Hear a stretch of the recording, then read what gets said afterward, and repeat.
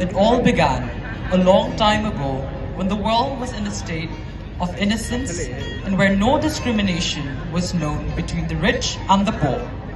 During that time, there lived two inseparable companions, Mahajan, a wealthy merchant, and Badut, a poor man whose wife was ironically called Luck, meaning great wealth.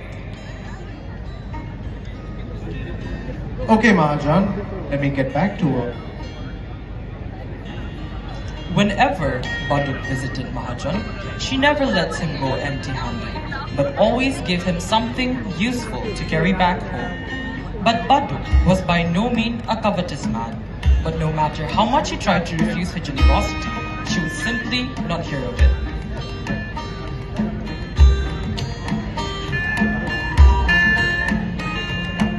Oh, Badut, it's getting dark now. You should head back home. You've been working so hard since morning. Take these fruits for your wife. Here. No, Mahajan, I cannot accept these gifts. You have been too kind to us. No. You have to take these and head back home. Okay, thank you so much, Mahajan. Good night. Good night. Badut soon realized how one-sided things were.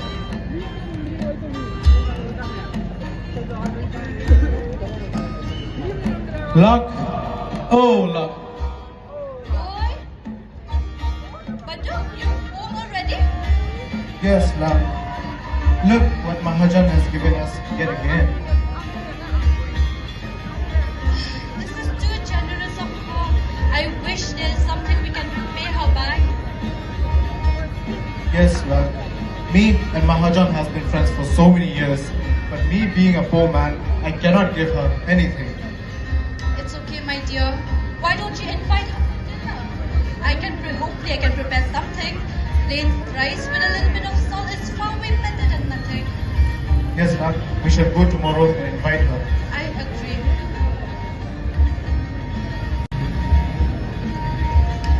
Badut and Luck heading towards Mahajan's place.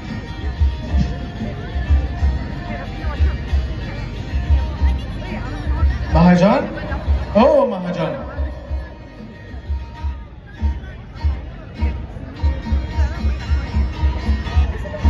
Oh, Badut. Hello, love. What brings you here? Come inside, we'll have some tea. Oh, no, Mahajan, wait. Actually, I came here to invite you for dinner. As we have been friends for so many years, why don't you come home sometime? Truly, my friend, I have forgotten my manners. I would love to visit your place and to taste your wife's cooking. It'll be a pleasure to have you there, Mahajan. Okay, see you soon then. Mahajan arrives at Badut's home unexpectedly.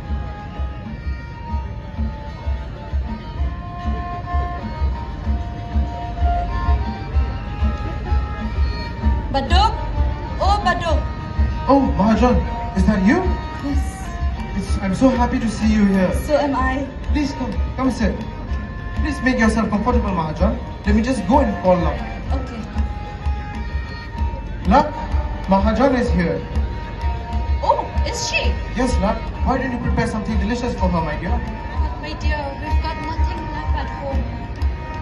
What? Nothing at all? No, and no money left at all. What do we do now? Please, Luck, go to our neighbors and ask them for a handful of rice. Okay, I'll try asking the neighbors for something. Why don't you go sit with Mahajan? Okay, Luck. Luck, a frail woman with kind eyes and weathered hands, stepped out of her small hut, clutching a thin cloth over her shoulders. Her heart heavy with reluctance urged her feet forward. She approached her first neighbor, knocking gently on the wooden door.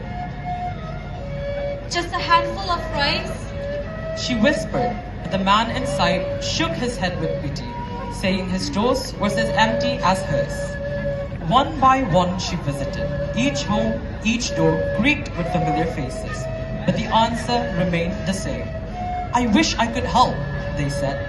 And as the final door closed, Luck returned home in the quiet evening, the weight of her empty hands and heavier heart sinking into the earth. There was no rise, no help, only silence. Baduk, can you come here for a moment? Excuse me, Mahajan. Just give me 1 minute. Yes, Luck. I've asked all the neighbors, but they've got nothing left for themselves also. What do we do now? Baduk huddles by the dim fire in their modest hut, his face etched with worry. Mahajan sat quietly on the worn mat, her presence both a blessing and a burden. Baduk and Luck were torn between shame and sorrow. What kind of a world we live in, where even a handful of rice cannot be obtained? I'd rather die than to live in such humiliation! Baduk, what have you done? Baduk, why did you leave me alone? Baduk, what will I do alone in this world of grief and suffering? As I live for him, so shall I die with him. I die with him. Unaware of the tragic turns of events inside the hut, Mahajan was still anxiously waiting. It was so unlike him, though Mahajan and by Khasi manners was impolite to neglect a guest in such conduct. So she stood up resolutely to see for herself what has happened inside. Baduk? Oh, Baduk. Luck? What has happened here? She noticed a pot boiling in the fireplace with nothing but water in it. Why, friend, why? Just because you could not feed me food, you spilled your blood. Why?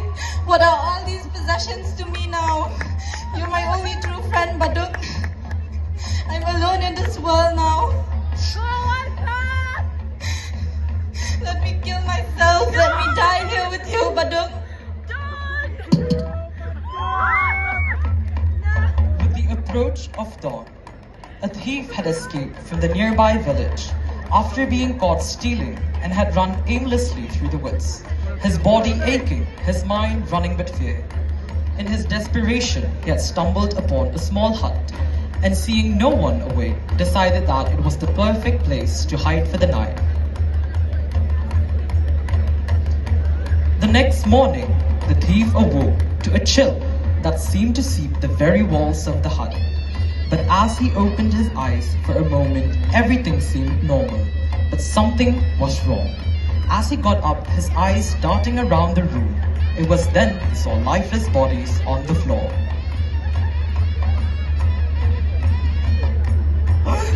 What is this for me? If people find me here, do not take me as a thief, but as a murderer. What shall I do? I better die. There's no hope for me. I better die an honorable death than being a murderer.